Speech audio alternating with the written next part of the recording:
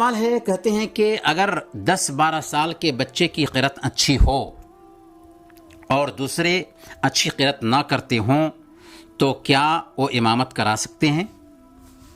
جی ہاں، اگر 10-12 سال کا بچہ قرأت اچھی کرتا ہے اور دوسرے لوگ ان میں اچھی قرأت نہیں کر رہے ہیں تو 10-12 سال کا بچہ بھی امامت کرا سکتا ہے۔ صحیح مسلم کی روایت ہے، اللہ کے نبی صلی اللہ علیہ وسلم نے ارشاد فرمایا، یؤم القوم اقرأہم لکتاب اللہ، قوم کی امامت وہ کرائے جو ان سب میں سب سے زیادہ قرآن کی تلاوت کرنے والا ہو، سب سے بہتر قرآن کی تلاوت کرنے والا ہو۔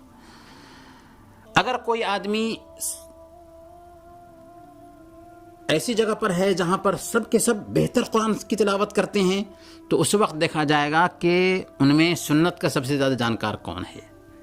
اگر قرآن کی تلاوت میں اور سنت کے جانکار بھی سب برابر ہیں، یعنی سب دونوں میں برابری پائی جاتی ہے، تو دیکھا جائے گا کہ ہجرت میں پرانا کون ہے۔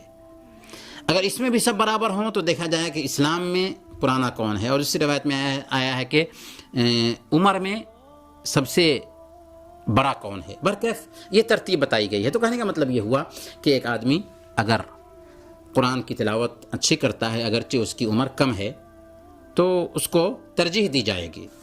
صحیح بخاری کی روایت میں حضرت عمر بن سلمہ کا قصہ آتا ہے۔ عمر بن سلمہ رضی اللہ تعالیٰ عنہ بیان کرتے ہیں کہ میں اپنی قوم کا ایسا فرد تھا جس کو قرآن اچھی طرح سے پڑھنا آتا تھا، اور ہماری قوم کے لوگوں کو قرآن ہمارے جیسے پڑھنا نہیں آتا تھا، تو لوگوں نے مجھے اپنی قوم کا امام بنا دیا۔ چنانچہ میں نے ان کی امامت کی، اور ظاہر سی بات ہے کہ اللہ کے نبی صلی اللہ علیہ وسلم کو اس کی خبر ملی ہوگی اور اللہ کے نبی صلی اللہ علیہ وسلم نے خاموشی اختیار کی ہے، یا اللہ کے نبی صلی اللہ علیہ وسلم نے اس کے حوالے سے کوئی ایسی بات نہیں کہی کہ جس سے پتہ چلے کہ 10 سال کا 12 سال کا بچہ امامت نہیں کرا سکتا۔